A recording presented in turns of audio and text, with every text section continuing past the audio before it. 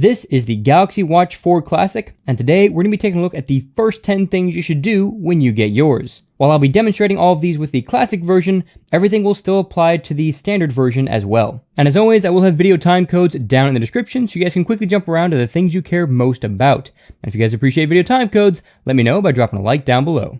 Before we dive into the first 10 things to do on the watch, I first want to show you guys the first 2 accessories I bought which make a big difference when charging the watch. Since the Galaxy Watch 4 and 4 Classic ship with this puck-style charger, it doesn't look very organized when you place your watch on it to charge it. It also makes it hard to see the time and charge status of the watch from an angle. That's why I bought this silicone charger stand. The USB end slides in through this slot, then you pull the cord all the way through and the charger fits right into the housing.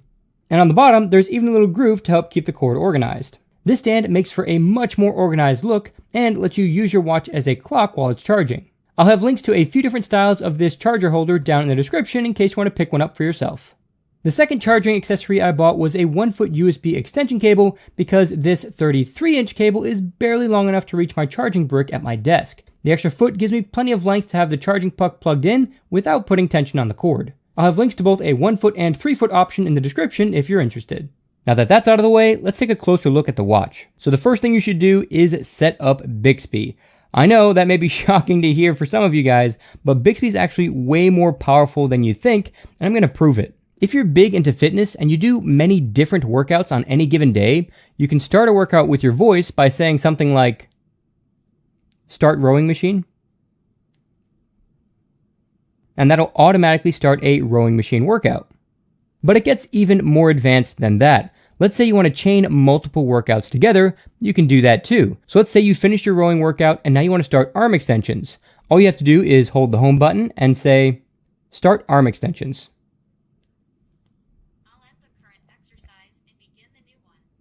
So Bixby just stopped the previous workout and started this one within the same workout session. And this is different than doing 2 separate workouts. So if I tap OK here, and then I swipe over and finish my workout, you'll see that it recorded 2 workouts in a single session. And if I scroll down, you'll see that there's the arm extensions, and below that is the rowing machine. If I just stopped my rowing machine workout, then started an arm extensions workout, that would show up as 2 separate sessions. So this is a great way to consolidate your workouts. Bixby is useful for much more than just workouts as well. Let's say you're in a dark room and you need to see a little bit better. Just hold the home button and say, "Flashlight." And that will turn your Galaxy Watch 4 or 4 Classic into a flashlight. And this is surprisingly bright in a dark room. Beyond that, you can also use Bixby to set reminders, check the weather, ask it to take heart rate measurements, and so much more. In fact, I may even have to make a dedicated video to show you guys just how useful Bixby is on the Galaxy Watch 4. Let me know in the comments below if that's something you'd like to see. To set up Bixby, all you have to do is hold the home button for a few seconds, and that'll activate Bixby for the first time and take you through the setup process. Alternatively, you can swipe up from the watch face and scroll down and open up the Bixby application manually. The next thing you should do on your Galaxy Watch 4 is check to see which of your existing phone apps can be installed on your watch and download the ones you want. To do this, swipe up to show all of your applications and tap the Play Store icon, then tap Apps on your phone. Now you can scroll through all the available applications, tap the one you want, and tap Install. Mobile payments with NFC technology are now being accepted almost everywhere. And because of that, one of the first things you should do is set up either Samsung Pay or Google Pay, whichever you prefer. If you want to use Samsung Pay, just hold the back button for a couple seconds until Samsung Pay pops up, then follow the prompts to go through the setup process. If you prefer to use Google Pay, just swipe up to reveal all of your applications, tap the Google Play Store icon, scroll down until you see Essentials for Wear OS and tap that. Then Google Pay should be right near the top. Just go ahead and tap it, then tap Install. Once it's installed, open the application and follow the setup process. By default, only a few applications will actually send notifications to your watch. To make sure you get all the notifications you want, you'll have to open up the Galaxy Wearable application on your phone. So here we are on my Galaxy Fold 3, and we're just going to go ahead and open up the Galaxy Wearable application. And this application should have been installed automatically when you first connected your Galaxy Watch 4 to your device. If it's not already installed for some reason, just go to the Play Store, search for Galaxy Wearable app, and download it. Back in the application, we're going to go to Watch Settings, then Notifications, then tap More. Tap this drop down on top and select All Applications, then scroll through the applications you have installed and select the ones you want to get notifications from. You also want to make sure that you turn off notifications that you don't want to receive on your watch to help save some battery life. When you first set up your watch, the default action for double-clicking the home button is going to open up your most recent application. But you can actually customize this to open any application you have installed on your watch. To do this, swipe down from the top to pull down your quick toggles and find the settings toggle. Alternatively, you could go to the watch face, then swipe up to show all of your applications, and swipe down a bit until you find settings and tap that gear. Then scroll down until you find advanced features and tap that. Then scroll down again until you find customized keys, tap that. And you'll see there's this double press option for the home key. If I tap this, you can see that it's currently set up to go to my most recent application, but if I scroll down, you can see that I can select any application I have installed on the watch. I'm going to go ahead and select YouTube Music, and now when I double press the home button, it's going to take me straight into the YouTube Music app.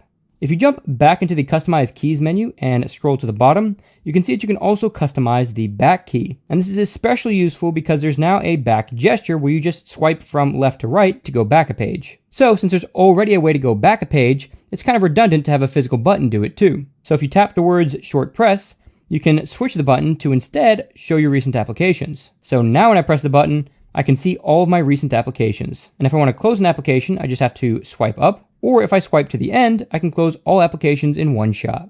While it's nice to be able to see incoming messages on your watch, it's pretty difficult to reply to those messages. You get options like voice to text, but that doesn't really work well if you're in a crowded area and you want to have a private conversation. You can send a voice recording, but that doesn't work for the same reasons as the first option. You could draw the letters by hand, but that's going to take a long time. Or you can use a T9 style keyboard, which is also painfully slow, and it'd be much faster just take your phone out of your pocket and reply to the message that way.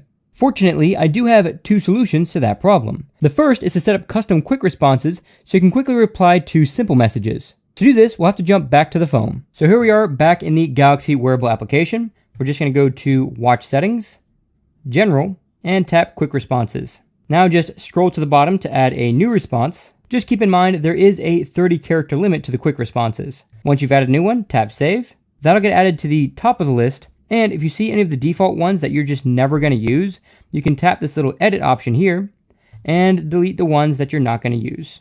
You can also make sure that message suggestions is enabled. What this is going to do is it's going to read the context of the message and offer a more tailored response. So for example, if someone sent you a text asking if you wanted pizza or burgers, you could get responses like whatever you want or either is fine. The second option to be able to message people much more quickly using the Galaxy Watch 4 is to download the Gboard keyboard application directly to the watch. To do this, open up the Google Play Store on your phone, navigate to the Gboard application, then tap the drop down at the top. When you do that, you'll see your Samsung smartwatch there and you get the option to install it. Once it's installed, navigate to the settings on your watch, then scroll all the way down to General, tap that, then tap Input, then tap Keyboard List and Default, then tap Default Keyboard, and switch it to Gboard. Now, when you open up a keyboard response and tap to start messaging, you'll actually get a full QWERTY keyboard, and the best part about this is that it supports swipe. So this is much faster and actually becomes usable. If you want to have fast access to all of your favorite settings, then you're definitely going to want to customize your quick settings panel. To do that, just long press any toggle, and it'll bring up the edit menu. From here, you can remove any that you don't want, or you can long press one of them until they vibrate, then drag it over to one of the other pages, and drop it exactly where you'd like it. And if you want to add new toggles, scroll to the end, tap the plus icon, scroll through the available options, tap the one you want, and it drops right in. And in case you're wondering, some of these are super useful. Like if I swipe over one, you see that I get the option to quickly turn the flashlight on. You also get options to do things like quickly find your phone, turn on bedtime mode, and more. And it's also important to remember that this can be accessed from any page. So as you can see, I'm on a tile right now, and if I swipe down, it just shows up. And here I am in the Play Store app. If I swipe down here, it shows up again. Depending on how you set your watch up, the default vibration for notifications may actually be pretty weak, and you might not notice it. So I recommend increasing the vibration strength. To do this, go back to your settings, scroll down to sounds and vibrations, then scroll down until you get to the word vibration, tap that, then scroll down a bit further and make sure that it's set to strong. The light vibration option may be good for some of you, but I've just noticed that personally I almost never notice the vibrations when it's set to light. Just keep in mind, strong vibrations will use a bit more battery life, especially if you get a ton of notifications. The tiles on the Galaxy Watch 4 are incredibly useful and offer a ton of functionality. But when you first set up your Galaxy Watch, they may not be set up in a way that's most useful for you. So the next thing you should do is rearrange and edit these tiles. To do that, just long press any tile, and it brings you up to the edit menu. Now just long press the tile again, and drag it wherever you'd like. Some tiles also give you the option to edit them, and if I tap that, you can see that I can select different workouts. So since I never ride a bike, I'm going to go ahead and delete that workout, tap add, and choose a workout that I actually do. And if you want to add new tiles, scroll all the way to the end, tap the add tiles option, and select one of the available tiles. Speaking of rearranging things, you can also rearrange all of your applications by long pressing one of them and dragging it to wherever you'd like to drop it. So since I use YouTube Music a lot, I'm going to bring it up to the top and drop it right there. Let me know some of the first things you did on your Galaxy Watch 4 in the comments below. And if you guys liked this video and want to help me out, go ahead and drop a like down below to help me beat the YouTube algorithm. And don't forget to subscribe and turn on notifications because you won't want to miss what I've got coming up for Galaxy Watch 4 videos. That's it for this tech episode. God bless guys, and I'll catch you in the next one.